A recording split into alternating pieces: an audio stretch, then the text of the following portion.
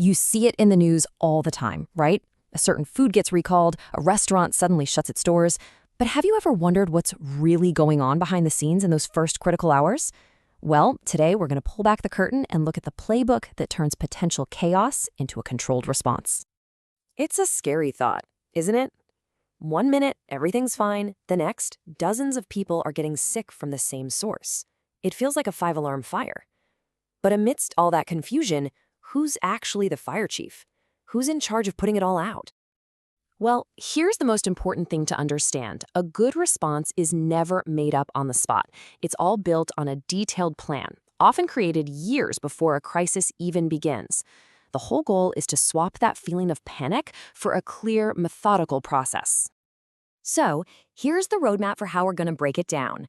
We'll look at what triggers the alarm, who makes up the expert response team, how they actually run the show, why writing everything down is non-negotiable, and finally, how they manage the message to the public. So, okay, how do the experts know when a few scattered cases of food poisoning are actually the tip of a much bigger, more dangerous iceberg?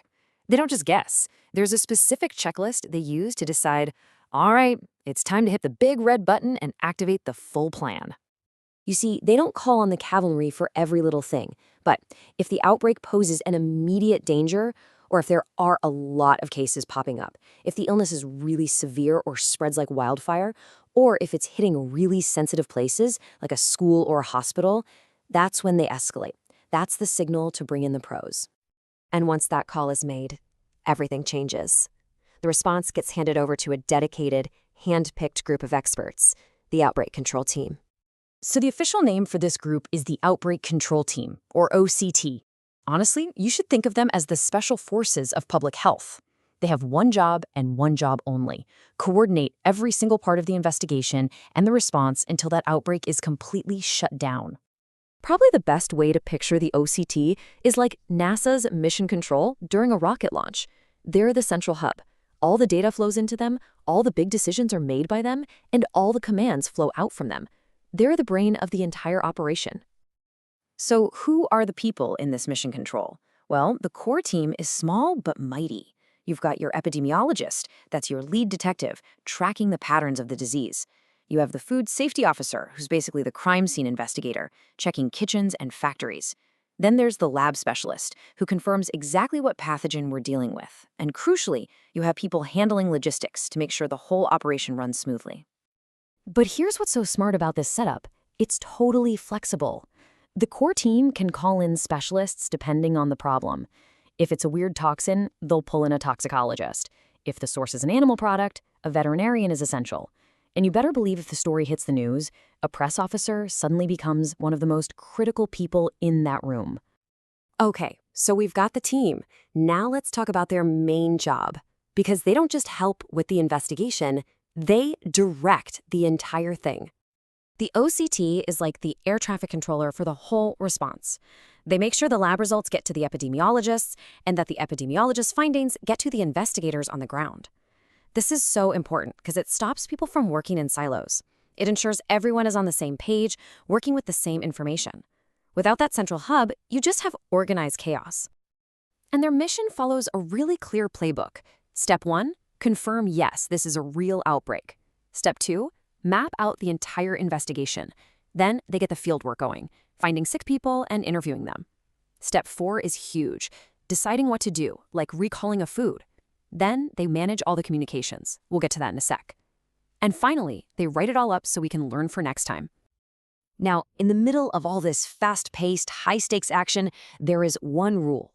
One unbreakable, absolutely fundamental rule that governs everything they do. It's not glamorous, but it might just be the most important part of the job. And that rule is this: you document everything. Because when public health is on the line, you just can't rely on memory.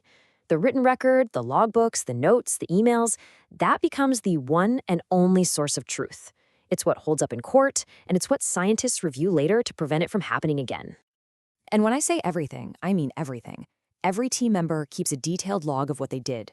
Every single meeting has minutes with clear action items. All the raw notes from the lab and the field interviews are saved. Even copies of every single press release are filed away. It creates this rock-solid, auditable trail of the entire response, from start to finish.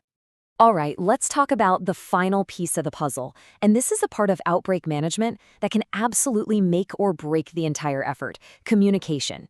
Because controlling the bacteria is only half the battle. You also have to control the narrative. You've got to realize the OCT is juggling conversations with a whole bunch of different groups at the same time. They're giving updates to government officials, briefing doctors on what symptoms to look for, talking to the media, informing the general public, and of course, communicating directly with the people who are actually sick. And each one needs a slightly different message. For instance, look at the difference here. When they talk to professional groups, like doctors, it's very technical. The goal is to help them spot new cases and get control measures in place. But for the public, the goal is totally different. It's about giving clear, simple advice, like don't eat this specific product, to keep people safe without starting a full-blown panic. Now, this is a really important mindset shift. The best outbreak control teams don't see the media as an enemy. They see the media as a critical partner. Why? Because good, accurate reporting is the fastest way to warn the public, and it can actually help the investigation by encouraging people who might be sick to come forward. So because they treat the media as a partner, their media strategy is just as planned out as their scientific one. The rules are simple: be timely, be accurate, and be consistent. All official info has to be cleared by the OCT first so there's no confusion. They pick one person to be the official spokesperson, and they keep the lines of communication open with reporters. No surprises. So, when you peel back the curtain, managing a foodborne outbreak is anything but a chaotic mess. It's a carefully choreographed mission. It's all about having the right people, the right plan, and the right procedures ready to go before the alarm ever sounds. We've seen the plan, we've seen the process, but behind that plan are real people, making incredibly tough calls under unbelievable pressure. So I'll leave you with this to think about. What do you think is the single hardest part of their job? Is it nailing the science? Is it managing the public message? Or is it just the immense weight of knowing so many people's safety rests on their shoulders?